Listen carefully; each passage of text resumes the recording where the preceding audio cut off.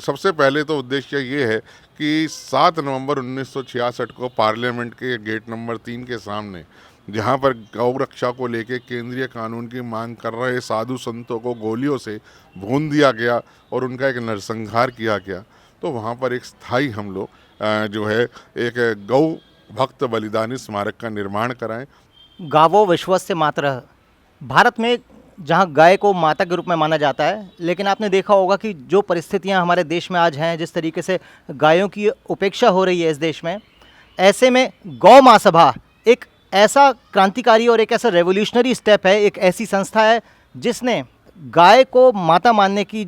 बात को चरितार्थ करके दिखाया है और दुनिया की पहली काऊ लीगल कंसल्टिंग फर्म ये होगी। आज हमारे साथ उपस्थित हैं वरिष्ठ अधिवक्ता और आचार्य अजय गौतम जी। आचार्य गौतम जी से आज हम पूछेंगे कि जो संस्था है हमारी गौ महासभा, इसके उद्देश्य क्या हैं, क्या एजेंडा है जिस पर ये काम करना चाहती है संस्था।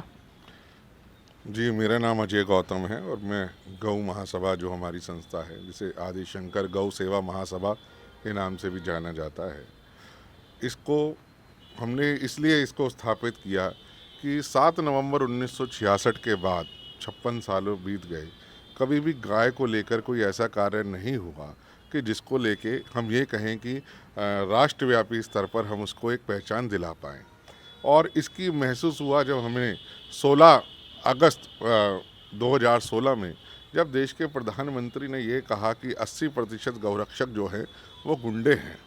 और जिसको लेके एक ऐसा माहौल बन गया कि जितने भी लोग गौ सेवा करने वाले हैं उन सबको जो है टीवी की डिबेट्स में सामाजिक स्तर पर एक तरीके का कह लीजिए कि बड़ा अपमानजनक स्थिति का सामना करना पड़ा। इन सब बातों को लेके हम लोगों के मन में बड़ी पीड़ा हुई और हमने जो है कह लीजिए कि प्रधानमंत्री कार्यालय से भी हम लोगों ने लिखा पढ़ी करी, लीगल नोटिस भेजा, आरटीआईज लगवाई और हमने अंत में ये जब हम इस लड़ाई को लड़ते रहे प्रधानमंत्री कार्यालय से, जब तक हमें ये जवाब नहीं मिल गया कि प्रधानमंत्री कार्यालय के पास ऐसा कोई भी डाटा उपलब्ध नहीं है जिसके आधार पर यह कहा जा सके कि जो 80% गौरक्षक गुंडे हैं, जो प्रधानमंत्री ने अपना स्टेटमेंट दिया था टाउन हॉल में, वो बेसिस पे था कुछ इनफॉर्मल इनपुट्स पे, यानी इनफॉर्मल इनपुट्स की कोई लीगल सेंटिटी नहीं होती। तो हमें ये लगा कि इस विषय पे हमें काम करना चाहिए। दूसरा हमारा मुख्य उद्देश्य ये था कि 1966 के बाद से लेके अब तक कोई भी एक प्रॉपर तरीके से हम लोग काम नहीं कर पा रहे थे, ना तो गौ सेवा को लेके ना गौ रक्षा को लेके, और सब लोग तरह तरह से चीज़ों से बटे हुए थे। देखिए, डंडा लेके, तलवार लेके, नाके लगा के हम अपनी गली में तो गाय की रक्षा कर सकते हैं, लेकिन हम पूरे देश में गाय की रक्षा तभी कर सकते हैं जब हमारे पास केंद्रीय इंफ्रास्ट्रक्चर हो, और वो केंद्रीय इंफ्रास्ट्रक्चर जो है या राज्य में इंफ्रास्ट्रक्चर सिर्फ सरकार के पास ही होता है। और संविधान के अंदर जो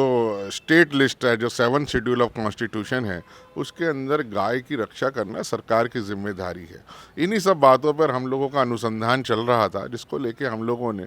कह लीजिए 6 मार्च 2022 को हमारे राष्ट्रीय अध्यक्ष आचार्य मदन जी, निशान जिंदल जी और आचार्य करवीर रामनाथ लूथरा जी, इन सबके सहयोग से हमने गौ महासभा का एक गठन किया। और हमारे जो इसके मुख्य उद्देश्य हैं, सबसे पहले तो उद्देश्य ये है कि 7 नवंबर 1966 को पार्लियामेंट के गेट नंबर 3 के सामने, जहां पर गौ रक्षा को लेकर केंद्रीय कानून की मांग कर रहे साधु संतों को गोलियों से भून दिया गया और उनका एक नरसंहार किया गया, तो वहां पर एक स्थायी हम लोग जो है एक गौ भक्त बलिदानी स्मारक का निर्माण कराएं, जो पूरे देश के अंदर एक गौ तीर्थ के नाम से हम उसको प्रसिद्ध करें और गौ रक्षा की एक प्रेरणा मिलती रहे। दूसरा हमारा जो मुख्य उद्देश्य ये है कि गौ सेवा में लगे हुए अधिकतर जो लोग हैं वो किसी भी तरीके चैनलाइज नहीं हैं। वो गौ, उनका उद्देश्य तो बहुत स्पष्ट है, लेकिन जैसे ही वो गौ सेवा के लिए जाते हैं तो कभी ट्रेसपासिंग के नाम पे, कभी किसी और चीज़ के नाम पे, कभी आर्म एक्ट पे,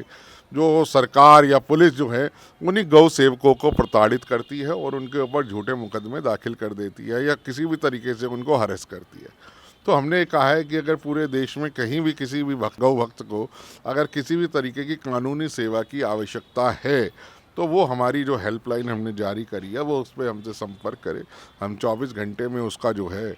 उसको आंसर करेंगे, उसको रिस्पांस करेंगे, और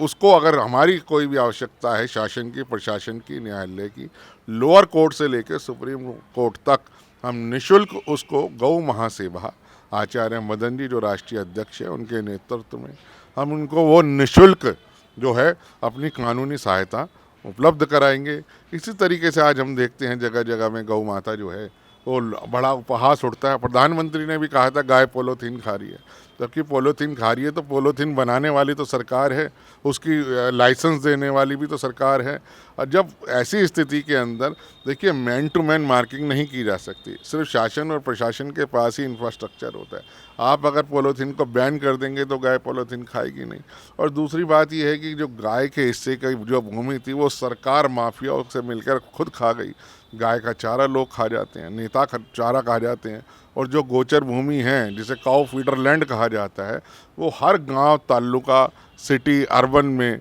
कह लीजिए कि वो गोचर भूमि के नाम से रेवेन्यू डिपार्टमेंट के अंदर हमेशा रिजर्व रहती है, लेकिन उस पर कब्जे हो चुके हैं, उस पर बिल्डिंगें बन चुकी हैं सरकार की मदद से। तो हम ये है कि जब गाय को उसकी अपनी गोचर भूमि मिल जाएगी तो वो गाय कूड़ा क्यों खाएगी। गाय अगर कूड़ा खा रही है तो वो सरकार ने जो उसके हिस्से की भूमि और चारा खा गए हैं, उस पर उन्होंने जो अवैध निर्माण करे हैं वो उसके लिए खा रही है। तो हमने प्रधानमंत्री जी की एक एक बात को काउंटर किया और उन्हीं सब बातों से पीड़ित होके अब हमें लगा कि हमें चैनलाइज करके सिस्टमेटिक तरीके से, बौद्धिक तरीके से गाय की इस देश के अंदर रक्षा करने की आवश्यकता है। और इन्हीं सभी उद्देश्यों को लेके हमने गौ महासभा का गठन किया और हमारे बाकी के उद्देश्य और इन सब की जानकारी हमारे राष्ट्रीय अध्यक्ष जो हैं आचार्य मदन जी आपको देंगे। धन्यवाद अजय जी।